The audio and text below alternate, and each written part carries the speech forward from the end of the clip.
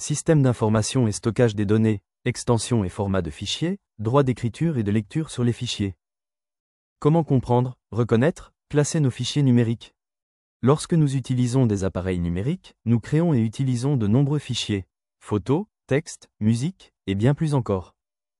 Pour bien les utiliser et les partager, il est important de comprendre ce qu'est une extension, un format, et les droits d'accès d'un fichier. Exemple, un ordinateur portable, une tablette, un smartphone crée des documents, des textes, des vidéos, des diaporamas, etc., qu'il faut gérer et classer.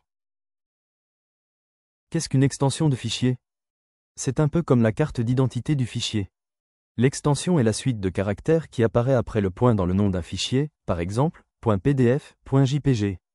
Elle nous indique le type de fichier et le logiciel capable de l'ouvrir ou de le modifier. Par exemple, GIF est l'extension des images animées et MP3 est une extension des fichiers audio, PPTX pour les diaporamas PowerPoint, etc. Qu'est-ce qu'un format de fichier? Comment l'information est organisée? Le format de fichier est une manière standardisée de stocker des informations dans un fichier numérique. Cela permet aux différents programmes informatiques de lire le contenu du fichier correctement. Exemple, pour les images, il existe différents formats comme .jpg, .png, .bmp qui peuvent être ouverts avec Paint. Pour les documents texte, docx, .txt, qui peuvent être ouverts avec LibreOffice Text ou Word. Pour le son, MP3, .wav, FLAC, qui peuvent être ouverts avec Media Player, etc. Qu'est-ce que les droits d'accès aux fichiers? Qui peut faire quoi? Les droits d'accès sont les permissions données à un utilisateur pour interagir avec un fichier. Cela permet de savoir si l'utilisateur peut lire, modifier ou supprimer un fichier. On peut trouver ces droits en consultant les propriétés d'un fichier. Il existe 3 types de droits. Lecture permet de visualiser le contenu du fichier. Modification permet de changer le contenu du fichier. Suppression permet de supprimer le fichier. Exemple, dans la fenêtre Sécurité de Windows, nous pouvons sélectionner les droits d'accès aux fichiers, dossiers et lecteurs. Organiser et sécuriser ces fichiers.